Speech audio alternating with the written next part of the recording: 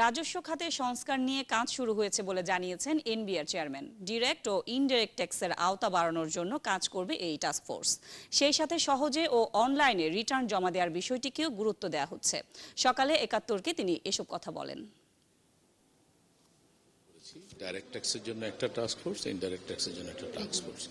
সেখানে আমার মেইন ফোকাসটা কি হবে, আমরা সেগুলো নিয়ে কাজ করছি। যেমন এন্ড টু এন্ড অটোমেশন, লগুলোকে বিজনেস এবং ইনভেস্টমেন্ট ফ্রেন্ডলি করা, তারপরে আমাদের অ্যাডমিনিস্ট্রেটিভ কিছু সংস্কার আছে সেগুলো করা, ট্যাক্স এক্সপেন্ডিচার কিভাবে কমানো যায়, ট্যাক্স নেটকে কিভাবে বাড়ানো যায়, এটা আমাদের টাস্কফোর্সও কাজ করবে। আর বিভিন্ন অন্যরা যারা আছেন স্টেক হোল্ডার, তারাও তাদের মতো বিভিন্ন রিকমেন্ডেশন টাস্কফোর্সকে দেবে। অনলাইন ট্যাক্স রিটার্নটাকে পপুলার করতে চাচ্ছি। গতকাল থেকে এটা চালু হয়েছে।